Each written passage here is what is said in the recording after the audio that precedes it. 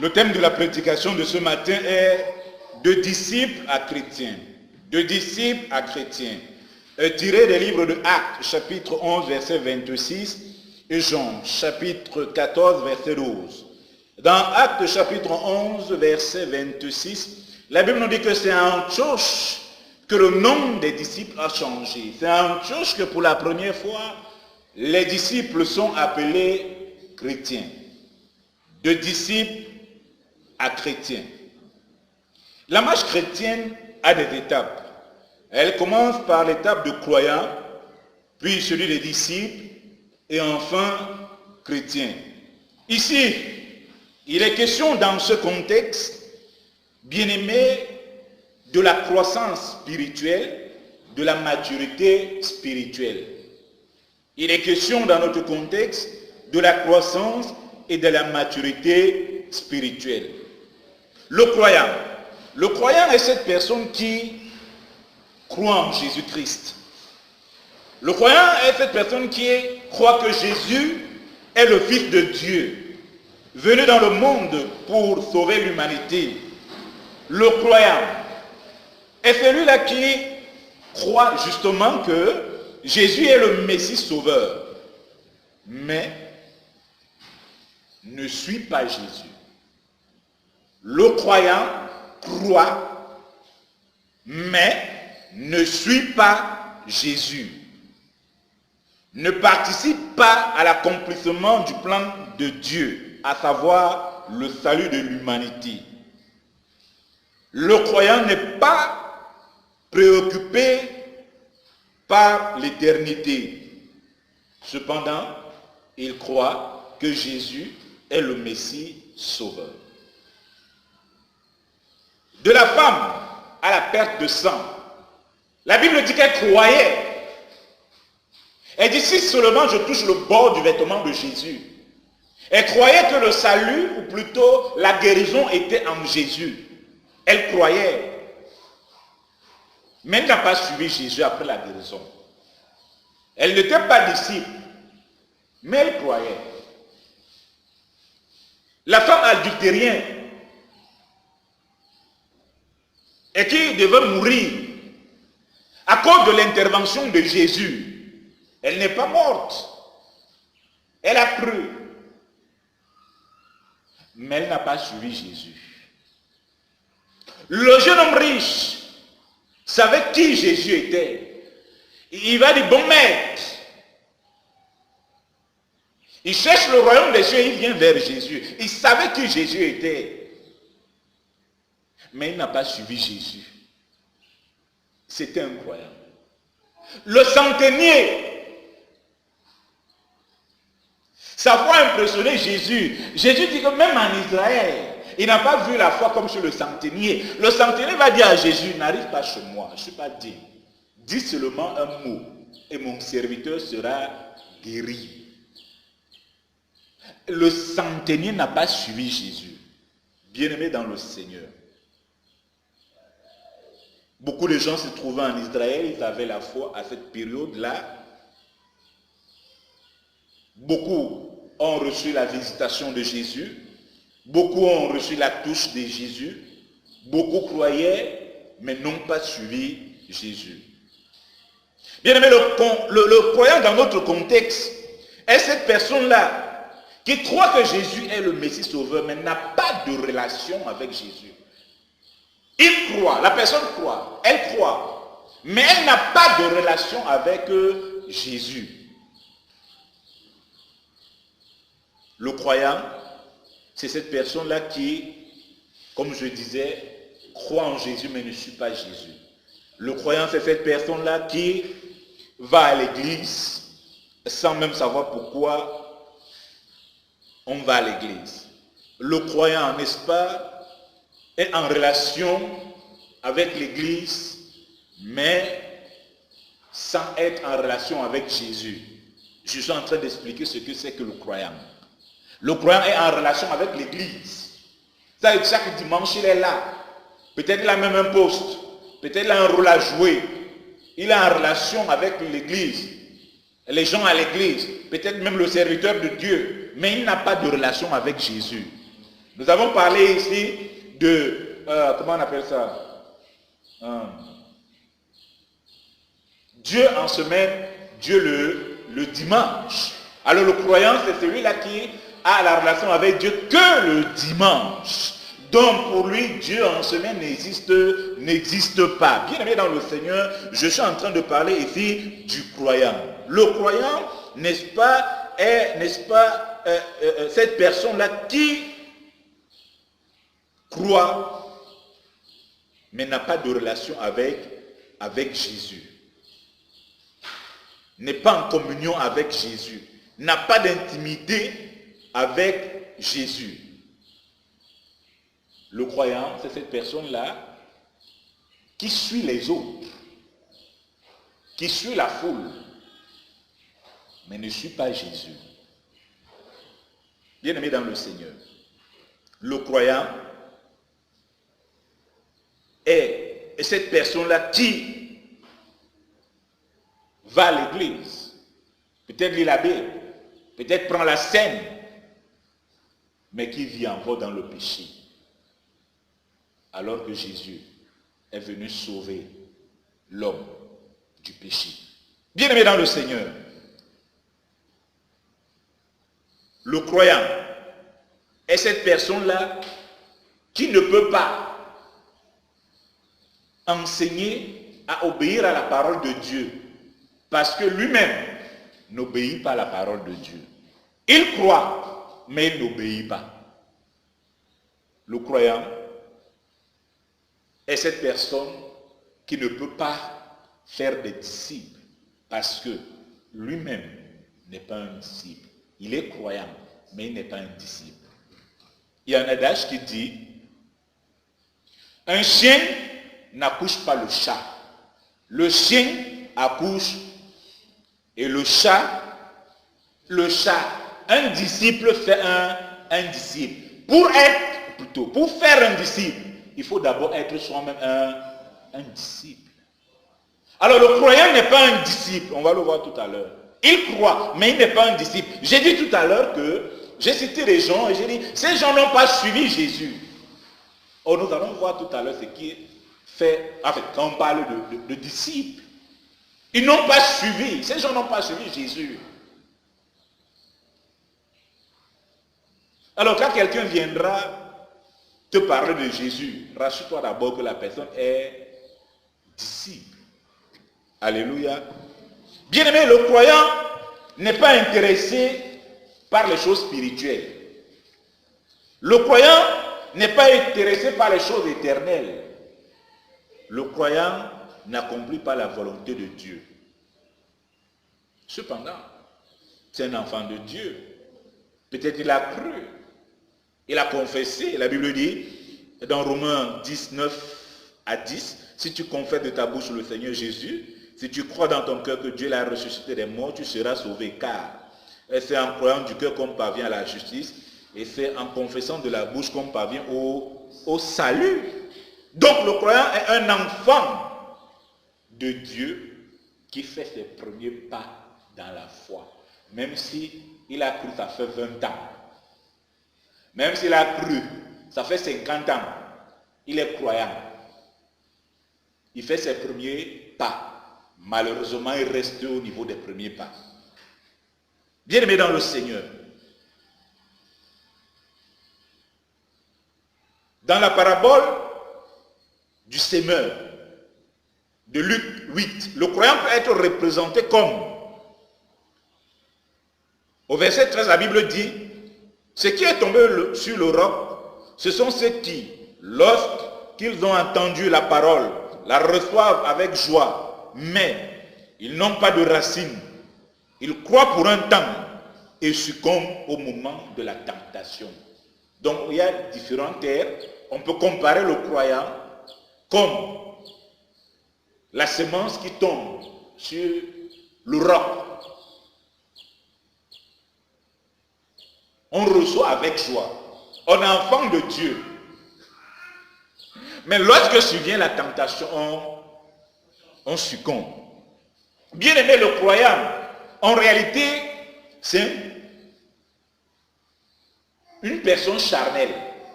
Charnel donc par 1 Corinthiens 3, 1 à 9. C'est une personne charnelle. C'est un enfant en Christ qui est encore au niveau du lait, dont parle Hébreux 5, 12 à 13. Je dis c'est un charnel, le croyant. Je dis c'est un enfant en Christ. Nous parlons ici de la maturité, de la croissance. Alléluia. Alors quand on parle de croyant, c'est l'étape, c'est la première étape. On est enfant, on est encore au niveau du lait. On est croyant, on n'est pas encore disciple. Même comme j'ai vu les croyants essayer de faire des disciples. Ce qui est bien, c'est que ces disciples les ressemblent. Donc quand tu vois le disciple du croyant, entre guillemets, regarde le croyant, tu vas te rendre compte qu'il ressemble à son maître. Bien-aimé dans le Seigneur, le croyant, c'est cette personne-là qui, ayant confessé Jésus, ou plutôt bien qu'ayant confessé Jésus, a un pied dans l'église, un pied dans le monde. Je vais dire, un pied dans l'église, un pied dans le monde, 0 pied avec le Seigneur. Le croyant, c'est cette personne qui veut servir Dieu et le monde. Ce n'est pas possible. On ne peut pas servir Dieu et le monde. Nous dit Matthieu 6, 24. On ne peut pas servir Dieu et maman. On ne peut pas servir Dieu et autre chose. Quand tu as fait le choix de suivre Jésus et tu dois abandonner, c'est ce que Jésus va dire au jeune homme riche. Va, vends tout ce que tu as, donne aux pauvres, viens et suis-moi. Bien-aimé le croyant, c'est cette personne qui croit, mais les petits, les petites, c'est lui. L'impudicité, c'est lui. Les vices, c'est lui. Le vol, c'est lui. Le mensonge, la corruption, le faux, les hommes, les femmes de truie, la boisson, la cigarette, les boîtes de nuit, les marabouts, les plaisirs du monde, la mode, la cupidité, les jeux du hasard. Vous voyez que c'est quelqu'un qui est encore dans le monde. Et la personne n'a que confessé. Mais la personne est encore dans le monde. Même si chaque dimanche la personne est à l'église. Voici sa vie. Bien-aimé dans le Seigneur. On croit en Jésus. Mais on veut gagner le monde. C'est un problème. On croit en Jésus. Mais on veut rester dans le monde. La Bible dit que notre cité n'est pas ici bas. Nous sommes de passage dans ce monde. Parlant là du chrétien. On veut vivre dans le monde. La Bible dit que nous sommes dans le monde, mais nous ne sommes pas du monde. Jean 17, verset 11 à 19. Nous sommes dans le monde, mais nous ne sommes pas du monde. C'est des versets bibliques qu'il faut noter. Bien-aimés dans le Seigneur.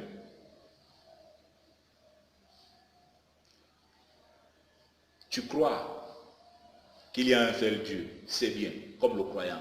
Mais la Bible dit que, dans Jacques 2, 19, et que même les démons croient qu'il y a un seul Dieu et tremblent. Donc le tout, ce n'est pas de croire que Jésus est le Messie sauveur. Le tout, ce n'est pas de confesser, ce n'est que la première étape, ce n'est que le premier pas. Alléluia. Bien-aimé dans le Seigneur, le croyant peut se retrouver en enfer. J'ai une question pour vous. Vous pensez que le jeune homme riche est allé où? Mais c'est facile. Pourquoi vous tergiversez? Il voulait entrer dans le royaume des cieux. Jésus lui dit, va vendre tout ce que tu as, donne aux pauvres, viens et suis-moi. Il est allé, il n'est plus revenu, il n'a plus suivi Jésus. Vous croyez qu'il est allé où? En enfer. Oui. Ananias et Saphira. Vous imaginez qu'ils sont où? Pourquoi? Ils sont où? Il faut d'abord rentrer dans ce qu'ils ont fait. Ananias et Saphira ont fait quoi? Alléluia. Luc. Alléluia. Luc 12, verset 10. Quelqu'un va lire pour nous.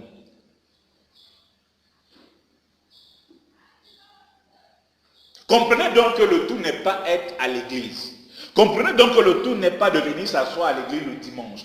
Comprenez donc que le tout n'est pas de dire que je vais à l'église. Luc 12, verset 10.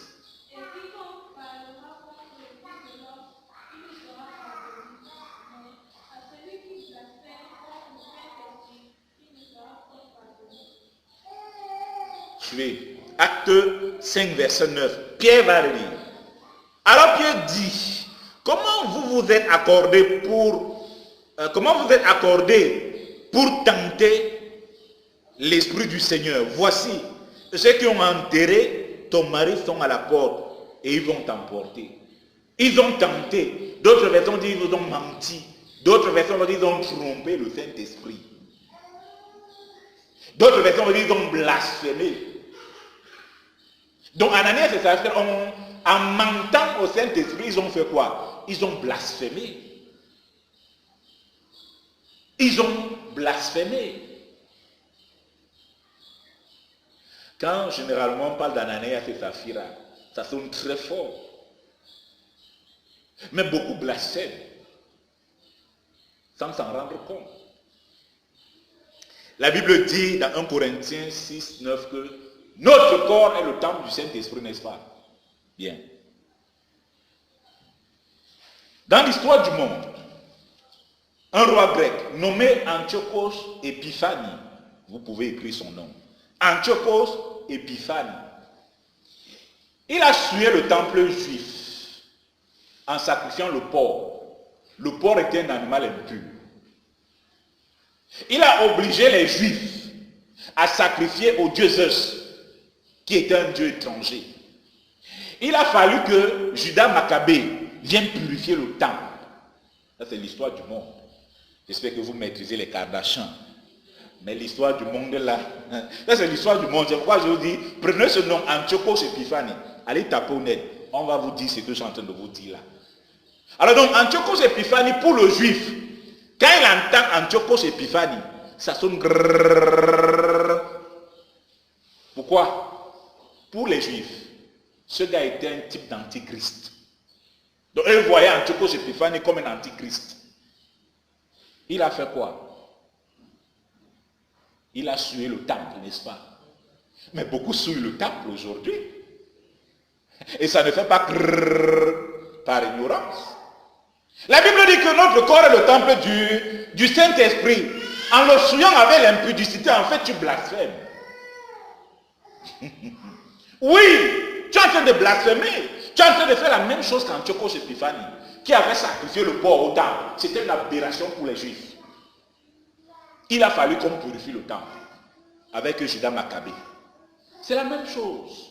La Bible dit que ton corps est le temple du Saint-Esprit. Le Saint-Esprit habite là-bas. Quand tu commets l'impudicité, tu blasphèmes. Tu souilles ton corps. Tu fais ce qu'Antiochos Épiphanes a fait. C'est la même chose. Il a souillé le temple. Tu as aussi souillé le temple. Alléluia. On ne dit pas amen fort. C'est pas grave. Mais c'est la vérité. Ce qu'Antiochos Épiphanes a fait, beaucoup le font sans s'en rendre compte. Lui, il avait souillé le temple de Jérusalem. Mais toi, tu souilles le temple du Saint-Esprit. Tu blasphèmes. Tu fais ce qu'Ananias et Saphira ont fait. Alléluia. Bien-aimé dans le Seigneur. Bien-aimé dans le Seigneur. Le croyant, ou plutôt, croire en Jésus, c'est une chose. Grandir dans la foi, dans la communion, dans l'intimité, obéir au Seigneur, c'est une autre chose. De disciples à chrétiens. Bien-aimé dans le Seigneur, Jésus, avant de commencer son ministère, appelait des hommes pour le suivre. Appelait des hommes pour être à sa suite. Matthieu 10, verset 2 à 4 nous dit que ce sont Simon, nommé Pierre, André, son frère, Jacques, fils de Zébédée, Jean, son frère, Philippe et Barthélemy, Thomas, Matthieu le péager, Jacques, fils d'Alphée et Thaddée, Simon le cananite et Judas Iscariote qui le livra. Voici les hommes que Jésus a choisis pour être à à sa suite. Voici les hommes que Jésus a choisis pour être ses disciples. Croire ne demande rien.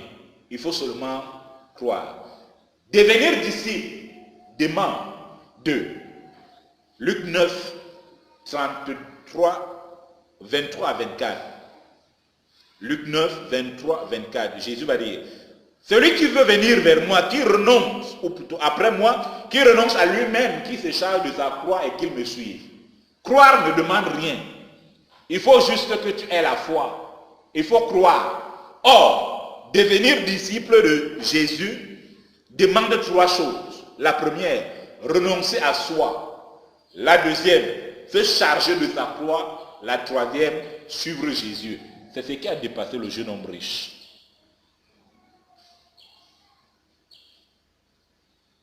Pour devenir disciple, voyez maintenant que on est en train d'évoluer.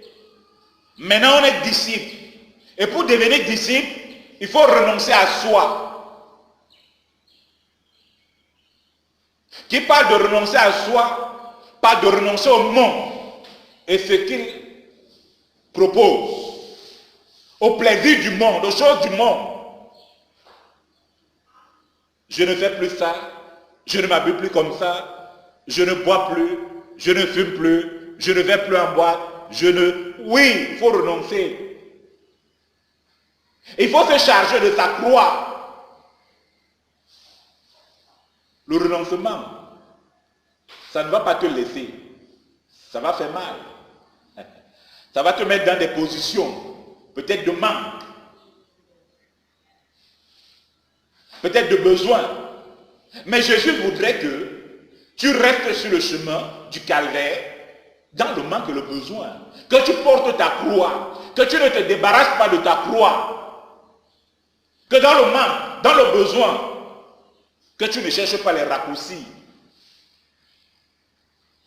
Que tu ne pêches pas, que tu ne blasphèmes pas, que tu ne souilles pas ton corps, qui est le temple du Saint-Esprit. Mais que tu restes ferme dans la foi et que tu suives Jésus. Parce que le tout, ce n'est pas de porter sa croix, mais de marcher, de suivre Jésus. C'est ça le disciple. Bien-aimé, un disciple, c'est quelqu'un qui a cru, qui a confessé Jésus et qui suit Jésus. On est en train d'évoluer. Je crois, j'ai confessé, maintenant je suis Jésus. Je mets mes pieds sur l'empreinte de pied de Jésus. Je suis derrière Jésus. Un disciple, c'est quelqu'un qui apprend, qui suit un maître, qui se soumet à son enseignement. C'est quelqu'un qui apprend, qui suit un maître, qui se soumet à son enseignement. C'est quelqu'un qui est à l'école de son maître pour recevoir instruction et observer, mettre en pratique ces instructions. Dans le Nouveau Testament, le terme disciple est utilisé 270 fois. Dans le sens large, comme je disais tantôt, ce sont les gens qui ont cru et qui sont à la suite de Jésus. On va parler, n'est-ce pas, de 72, de 70, quand Jésus les envoie, 70. Dans la chambre haute, on va parler de 120. Donc ce sont les gens qui sont à la suite de Jésus. J'ai dit tantôt les 70, tantôt les 120. Et à des moments, c'est un terme exclusivement réservé aux 12. Bien-aimé, la mission du disciple. Le disciple, en plus de croire que Jésus est le Messie Sauveur, en plus d'être à la suite de Jésus, le disciple a une mission. Le croyant n'a pas de mission. Le croyant vit selon la mouvance. Le disciple a une mission. Matthieu 28, 19 à 20. Ou plutôt, oui. Jésus va dire, je retiens juste la mission. Allez, faites de toutes les nations les disciples. Enseignez-les à observer tout ce que je vous ai prescrit. La mission du disciple, c'est faire de toutes les nations des disciples et les enseigner à observer la parole de Dieu. La mission du disciple, celui qui se dit disciple a une mission, laquelle? Faire de toutes les nations des disciples et les enseigner à observer la parole de Dieu. Toi, tu as une mission, c'est de faire de tous ceux qui sont autour de toi, de tous ceux qui sont dans ton environnement, des disciples.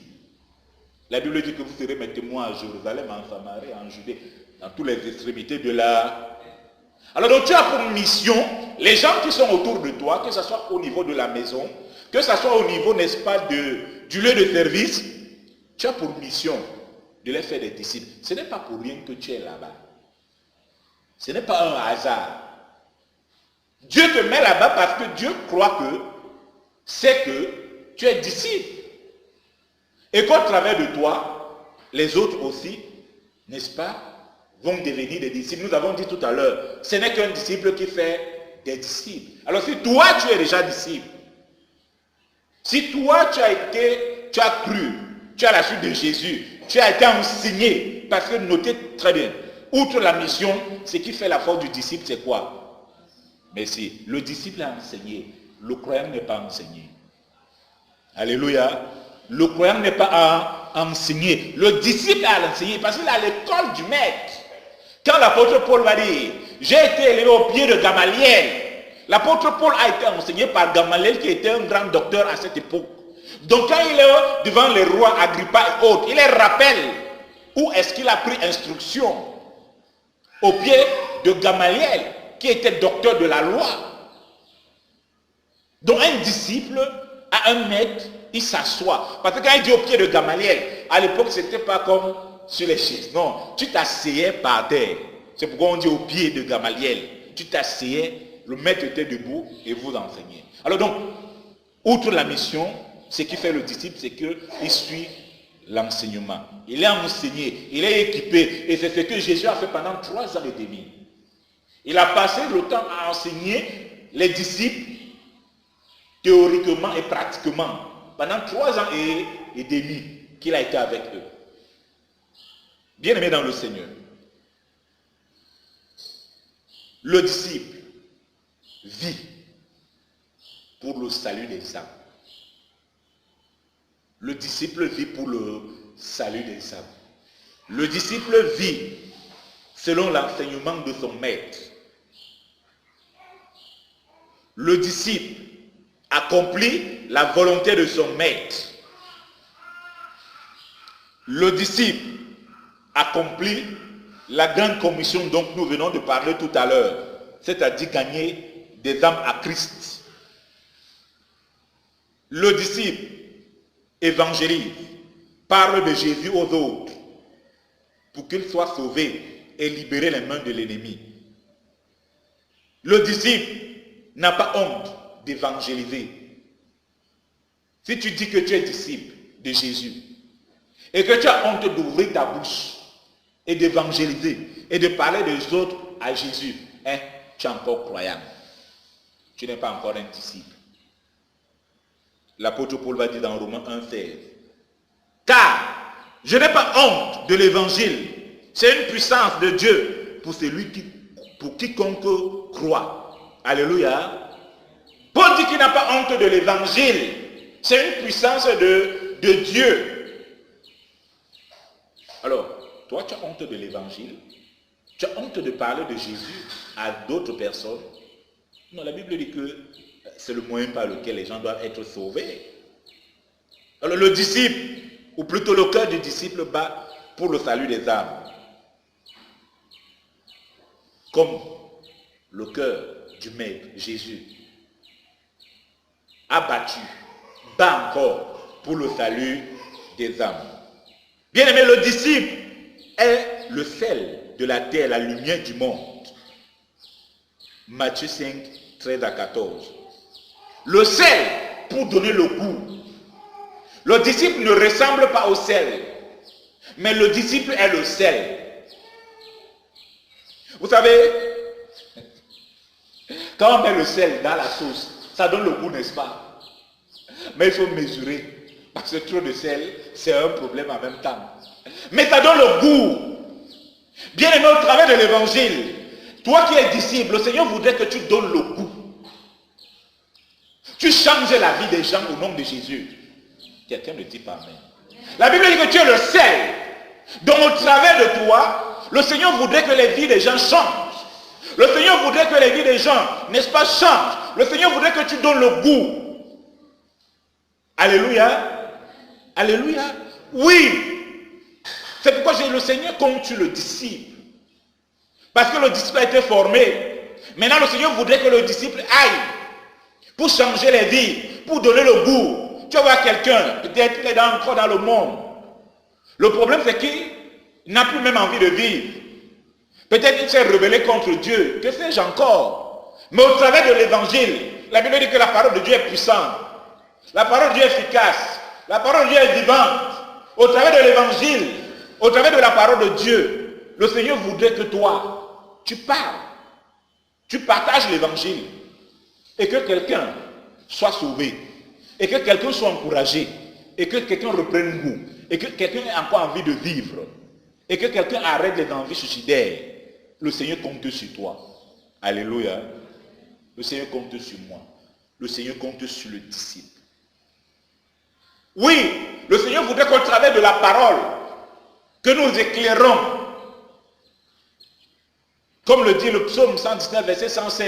Ta parole est une lampe à mes pieds. Pour que j'éclaire dans ta vie, il faut d'abord que ça soit éclairé dans ma vie. Si dans ma vie ce n'est pas éclairé, dans ta vie je ne peux pas éclairer. Alléluia. Ou plutôt, si la parole ne peut pas éclairer dans ma vie, elle ne peut pas influencer ta...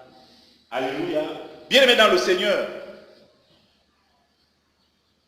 nous parlons là des disciples.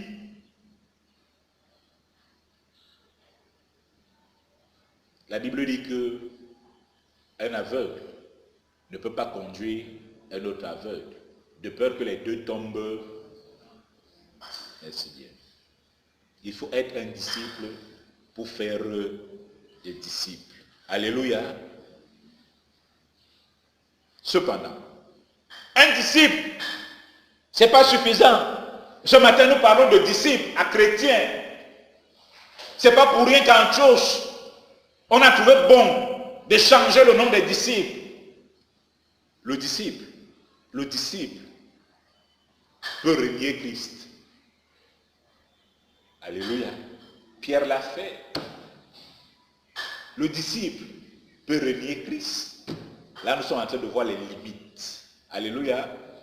Le disciple peut renier Christ. Pierre l'a fait. Le disciple peut abandonner la mission. Jean-Marc l'a fait à Pamphylie. Acte 15, 26 à 31. Ils étaient en mission. Il a abandonné, il est rentré. Le disciple peut abandonner la mission. Le disciple peut invoquer le feu pour consumer les âmes qu'il doit sauver. Donc le disciple peut en même temps détruire. Justement, je parlais tout à l'heure des gens qui font des disciples alors que même sont des croyants. Alors quand tu es mal enseigné, le feu, au lieu de l'envoyer sur l'ennemi, tu vas l'envoyer sur les âmes que tu dois sauver. C'est un problème. Les disciples ont fait cela. Jacques et Jean l'ont fait avec les Samaritains. Ils vont demander à Jésus qu'on invoque le feu pour les détruire. Luc 9, 54 à 55. Les disciples, un disciple, au lieu de sauver les âmes, il peut vouloir les détruire. Le disciple peut être une occasion de chute pour le Seigneur, pour ne pas dire pour les autres. Pierre l'a été quand Jésus va lui dire arrière de moi Satan. Matthieu 16, 23. C'était un disciple, mais il était une occasion de chute pour le Seigneur. Nous parlons de la maturité, nous parlons de la croissance. Pierre n'était pas encore assez mature. Le disciple peut s'opposer au Seigneur. Quand le Seigneur veut laver les pieds des disciples, quand il arrive au niveau de Pierre, Pierre va lui dire, non, tu ne peux pas me laver les pieds. pas toi. Jésus va dire que non, il faut que je te lave. Si je ne te lave pas, tu n'auras pas part dans mon royaume. Tu ne seras pas connecté. Quand on explique à Pierre pourquoi il faut laver, Pierre dit que non, ne me lave pas seulement les pieds, lave-moi tout le corps. Jésus va dire que c'est lui qui s'est lavé les pieds est pur. Alléluia. Donc le disciple peut s'opposer au Seigneur. Je voudrais que vous compreniez, nous parlons de la maturité, nous parlons de la croissance, nous parlons de toi qui es là aujourd'hui, que tu regardes, est-ce que je suis croyant? Est-ce que je suis disciple? Ou bien, alléluia, le disciple peut abandonner la foi. Démas l'a fait par amour du monde. 2 Timothée 4,10. Le disciple peut abandonner la foi. Démas l'a fait. 2 Timothée 4,10. Le disciple peut être incrédule. C'est-à-dire qu'il arrive des situations, au lieu de manifester la foi, tu n'as pas la foi. Thomas l'a fait. Jean 20, 17. Si je le vois, Thomas était un disciple. Nous l'avons cité tout à l'heure. Le disciple peut avoir peur. La peur ne vient pas de Dieu. Matthieu 8, 25. Quand le vent s'est levé, les disciples ont eu peur. Au lieu de menacer le vent, comme il faisait trembler, tomber Satan du ciel. Jésus va lui dire, je vois Satan tomber du ciel quand vous évangélisez, quand vous chassez les démons, maintenant le vent se lève. Les gars commencent à trembler, ils vont réveiller le maître. Donc le disciple peut avoir peur. Le disciple peut préférer le monde, l'argent, qu'à Jésus. C'est ce que Judas a fait. Matthieu 16, 25. Le disciple aussi peut se retrouver en enfer. Judas, après avoir vendu Jésus, la Bible dit qu'il est allé se suicider. Notez que Judas était un disciple. Il était disciple. Et s'il vous plaît, il a suivi le même enseignement que les autres. Et il est à la suite de Jésus. Alléluia. Bien-aimé dans le Seigneur, le disciple, parlant de la parabole du semeur, peut être, n'est-ce pas, comme au verset 14, la Bible dit que ce qui est tombé parmi les épines, ce sont ceux qui, ayant entendu et s'en étant allés, sont étouffés par les inquiétudes, les richesses, les plaisirs de la vie. Et ils portent point de fruit qui vient à maturité. Nous parlons de la maturité spirituelle. La Bible dit que, en fait, le disciple n'est pas encore vraiment mature. Alléluia. Le disciple n'est pas encore vraiment mature. Regardez-les. Après le départ de Jésus, après la mort, l'ascension de Jésus, ils ont fait quoi? Chacun est rentré dans son travail. Chacun est rentré dans ce qu'il faisait. Alléluia. Alors donc, les inquiétudes, les richesses, les plaisirs du monde peuvent éloigner le disciple du Seigneur. Peuvent détacher le disciple du Seigneur. Peuvent amener les disciples à murmurer. Vous savez, quand il était avec le Seigneur, vous savez qu'il ne manquait de rien, non? Il avait tout, il ne manquait de rien. Jésus n'est plus là pour multiplier les pains. Jésus n'est plus là pour si ça. Les gars réfléchissent, alors si on va même faire comment? C'est chaud. Alors Pierre peut dire, mais attends un peu, avant de venir au Seigneur, j'étais pécheur. Donc j'ai encore ma barque qui est je ne sais plus où. J'ai encore mes filets, donc je rentre encore. Oh, la Bible dit que c'est lui qui met la main sur la charrue et regarde à l'arrière n'est pas... Voilà donc le disciple qui peut mettre la main dans la charrue, puis qui peut se mettre à la suite de Jésus et regarder encore en arrière. Oui, bien-aimé, ça peut arriver. Tu es disciple, tu es à la suite de Jésus, tu as enseigné, tu fais même des disciples, mais arrive des situations où tu as l'impression que les taux se resserrent sur toi. Devant toi, quand tu regardes, tu vas voir le mur de Jéricho. Devant toi, quand tu regardes, tu vois, n'est-ce pas, la grande montagne qui était devant Zorobabel. Alors tu fais quoi? Devant toi, il y a la mer Rouge. Les Israélites vont dire à Moïse, je tiens. Il n'y avait pas la terre pour qu'on nous enterre là. Donc c'est ici seulement que tu voulais qu'on vienne mourir. Alors à des moments, comme Pierre, le disciple peut vouloir rentrer dans d'où il sort. À des moments comme Pierre, le disciple peut vouloir retourner. Le disciple peut se détacher du Seigneur. Parce que quand tu retournes, quand tu rentres dans le monde, tu te détaches. Et l'enfer n'est pas très loin. Parce que là-bas, si tu meurs,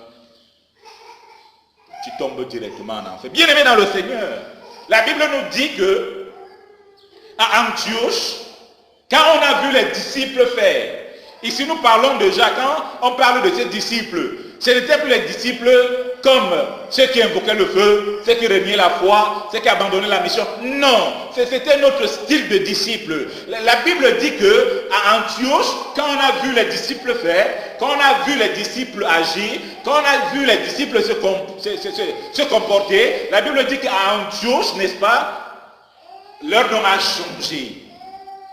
La Bible dit que c'est à Antioche, quand on les a vus pour la première fois agir, faire, la Bible dit qu'on les a appelés chrétiens. Le nom a changé. Bien aimé.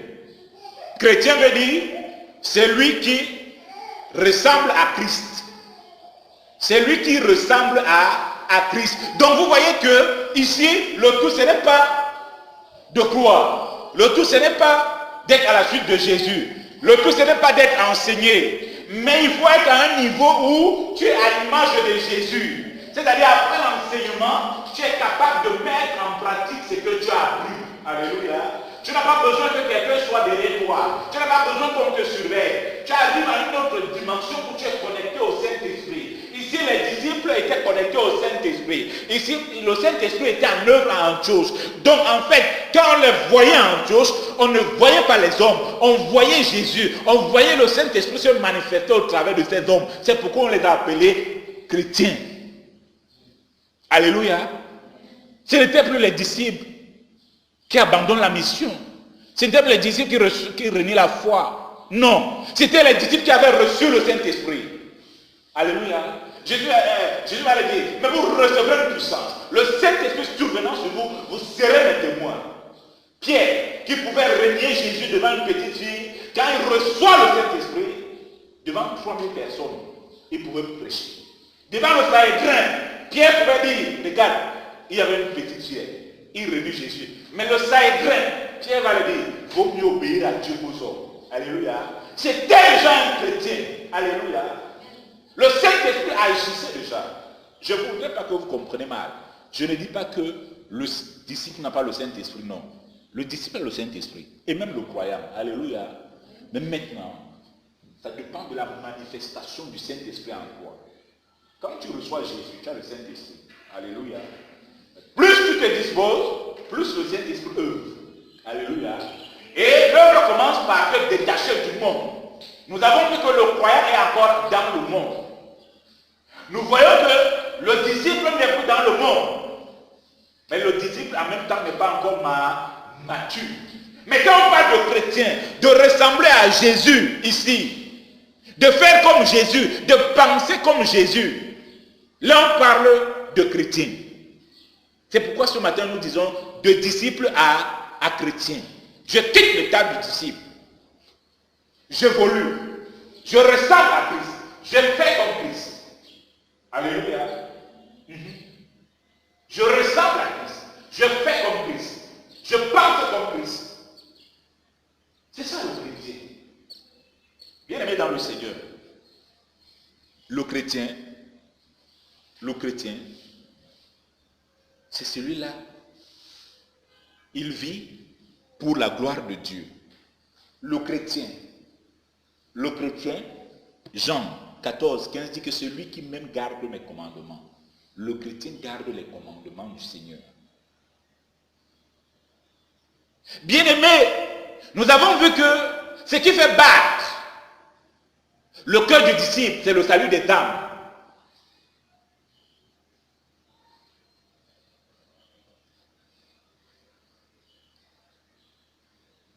Le chrétien vit pour le salut des âmes et bien plus pour le salut de son âme. Alléluia. Le chrétien vit pour le salut des âmes, bien plus pour le salut des... Il y a des disciples. Ils peuvent faire d'autres disciples. Ils envoient d'autres au ciel. Eux-mêmes, ils iront Ah oui, mais c'est ce que la Bible dit. Quand Jésus dit, mais plusieurs me diront en ce jour, Seigneur, j'ai fait ceci, j'ai fait cela. Ben, c'était des gars qui étaient en mission. J'ai chassé les démons, j'ai amené des autres. Mais il se retrouve à... Quelqu'un va lire pour nous 1 Corinthiens 9, 27. 1 Corinthiens 9, 27, quelqu'un va préparer 2 Timothée 4, 7, 8 et une autre personne, Apocalypse 3, versets 5 et 21.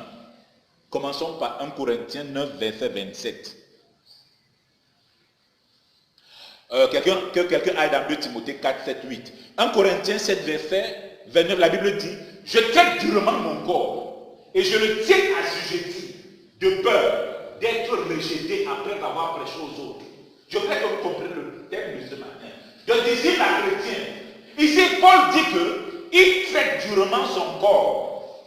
Il ne laisse pas son corps l'amener dans le péché. Pourquoi? Il ne veut pas que, après avoir fait des Corinthiens, des Éphésiens, des Thessaloniciens, les Philippiens, tout ce monde des disciples, lui-même, l'apôtre Paul, soit rejeté. C'est pourquoi il dit, je traite durement mon corps et je le tiens à assujetti de peur d'être rejeté après avoir prêché aux autres.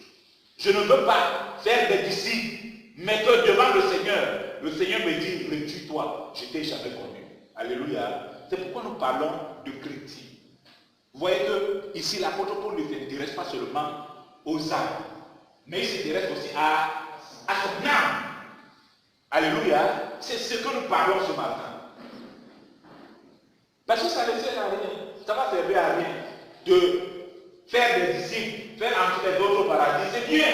Mais toi-même, le chrétien a compris cela. L'apôtre Paul avait compris. C'est pourquoi il dit, je traite durement mon corps, je le tiens assujetti. Et dans 2 Timothée 4, 7, 8, j'ai combattu le bon combat. J'ai gardé la foi. Désormais, la couronne de justice m'est réservée. Le Seigneur, le juste juge, me la donnera en ce jour. Non seulement à moi, mais à ceux qui auront aimé son avènement. Que quelqu'un lise pour nous Apocalypse 3, verset 5.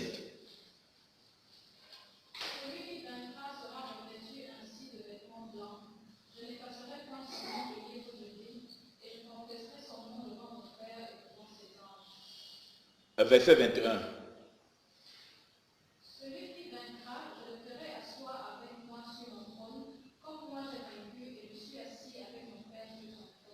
Alléluia. Il faut vaincre. Il faut évoluer. Il faut aller jusqu'au bout. Alléluia. Il faut achever la course. Il faut arriver jusqu'à la mort. Rester dans la foi. Nous avons vu que le disciple peut renier la foi. Mais la Bible dit là-bas, celui qui vaincra, celui qui va rester dans la foi, celui qui va combattre jusqu'à la mort ou jusqu'au retour de Jésus. Jésus dit qu'il va prononcer son nom devant les gens. Devant les anges, quel honneur. Alléluia. Quel honneur. Jésus, devant des milliers, des milliards de personnes, Jésus t'appelle. Quel honneur. C'est ça le chrétien. Le chrétien est équilibré. Il n'est pas seulement, comme les autres disent, faites ce que je vous dis, mais ne faites pas ce que je fais. Non, il est équilibré.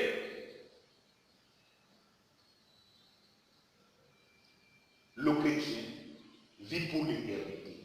Alléluia. Oui, les autres, mais moi-même. Quel honneur d'être assis au trône à côté de Jésus. Quel honneur. Alléluia. Quel honneur. Si lors du défilé ici, on te met à côté du gouverneur, c'est fini. Tu vas vouloir que tous les camarades te filment. Pour que tu sois aussi à la télé. Oui, oh, ça va passer à Facebook. Ça sera, toi-même tu vas aimer ça même 1000 fois. Tu vas aimer toi-même, hein? Même 1000 fois. Parce que au défilé, tu es assis à côté du gouverneur. Mais quel honneur d'être en ce jour-là, assis à côté du Seigneur. Alléluia. C'est ça. C'est à ces choses que le chrétien pense. Bien-aimé dans le Seigneur, de disciple à chrétien. Est-ce que tu es croyant? Est-ce que tu es disciple? Est-ce que tu es chrétien? Alléluia. Beaucoup de gens remplissent des églises. Je vais dire, beaucoup de croyants. Les églises sont remplies de croyants. Demande-les. N'allez pas loin. Où est ton disciple? Combien de gens tu as amené au Seigneur? Mais c'est ça, le disciple a des disciples. Quand un disciple a des disciples, demande combien tu as amené au Seigneur. Il va se tourner comme ça. Demande à l'apôtre pour combien il a amené au Seigneur. Il n'aura pas assez de temps. C'est là-bas qu'on aura le temps pour nous tout ce beau monde-là. Alors maintenant, aux chrétiens, regarde à son style de vie. Tu vas voir que son style de vie ressemble au style de vie de Jésus. Tu vas voir que le chrétien lui-même ressemble à Jésus. Je ne sais pas si vous comprenez ce dont on parle ce matin. Alléluia. De disciples à chrétiens, en passant par le croyant. Bien-aimé dans le Seigneur, le chrétien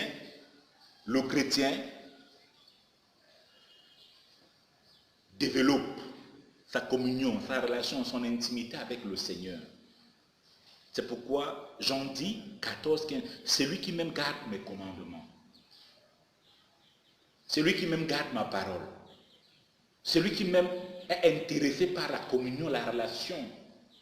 Bien-aimé dans le Seigneur, le chrétien veut davantage ressembler à Jésus. Il veut avoir les sentiments qui étaient en Jésus. Il veut tendre vers la perfection. Philippiens 2, verset 5. Philippiens 2, verset 5. Colossiens 3, 12. Galates 5, 2. Philippiens 2, 5. Colossiens 3, 12. Galates 5, 2. Le chrétien vit pour la gloire de Dieu. 2, Galates 2, 20. Si je vis, ce n'est plus moi qui vis, c'est Christ qui vit en moi. C'est ce qui s'est passé à Antioche. On ne voyait pas les hommes, mais on voyait Christ. Alléluia. En eux. Le chrétien vit par la foi. Hébreux 11. Tout Hébreux 11. Le chrétien marche par le Saint-Esprit. Galates 5, 16.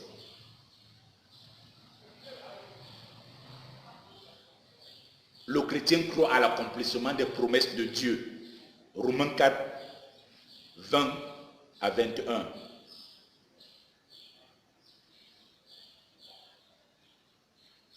Le chrétien sait la parole de Dieu dans son cœur. Le chrétien sait la parole de Dieu dans son cœur. Psaume 119, verset 11.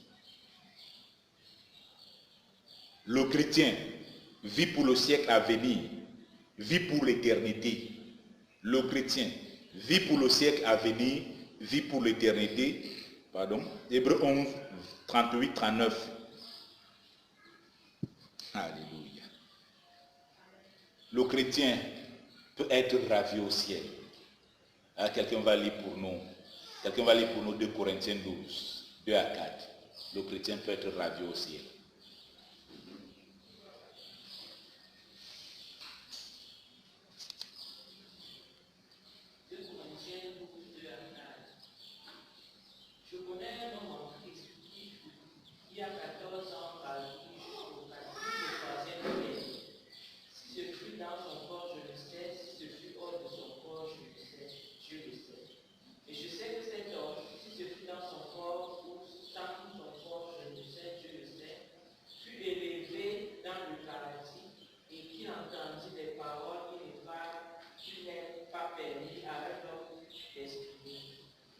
Je me glorifiais d'un tel homme, mais de moi-même je ne me glorifierai pas, sinon de mes infimités.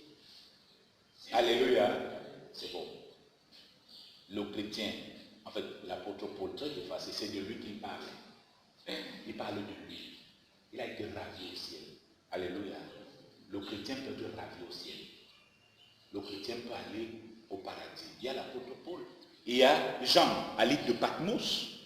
C'est lui qui écrit Apocalypse. Jean a vu la nouvelle Jérusalem. Il décrit. Alléluia. Oui. Tu crois qu'un chrétien charnel, ou bien un disciple qui ne ressemble pas encore à Christ, qui danse encore, je ne sais pas quoi, tu peux être ravi au ciel pour faire quoi? Il faut une dimension, alléluia, de disciple à chrétien. Bien-aimé dans le Seigneur voudrait, je ne connais pas à quel niveau tu es, mais le Seigneur voudrait que tu fasses des pas, que tu montes d'un cran, tu montes d'un ton, que tu évolues dans ta marche chrétienne. Et ce matin, nous parlons de disciples à chrétiens. Que le Seigneur nous aide ce matin, bien-aimés, afin que nous soyons des chrétiens qui ont atteint la maturité, les chrétiens qui ont atteint le niveau que le Seigneur attend de nous. Alléluia.